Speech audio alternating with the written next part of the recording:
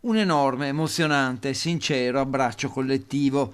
A Padova i funerali dei 3 carabinieri morti nella strage di Casteldazzano sono stati una drammatica quanto irripetibile dimostrazione d'affetto nei confronti di questi 3 eroi e dei loro familiari.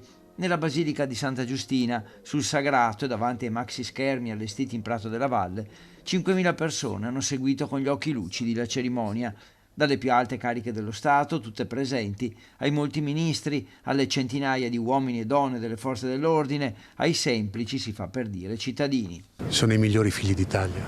Guardi, cosa vuole che aggiungiamo a questa compostezza dei familiari nel dolore, nella dignità? È un esempio per tutta l'Italia, credo.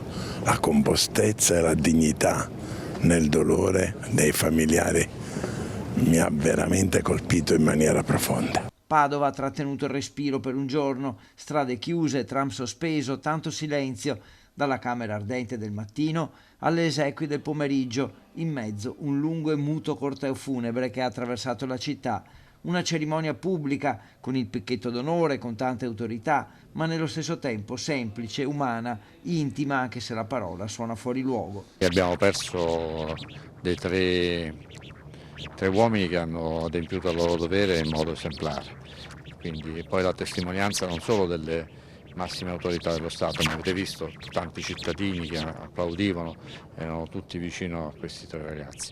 Ora la cosa più importante, l'hanno detto tutti, bisogna stare vicino alle famiglie. E poi gli applausi, tanti, soprattutto al Presidente della Repubblica, che con la sua umanità, i suoi abbracci consolatori ai familiari delle vittime, ha colpito al cuore e rotto il rigido protocollo. È l'abbraccio che unisce lo Stato alle famiglie perché non si sentano sole.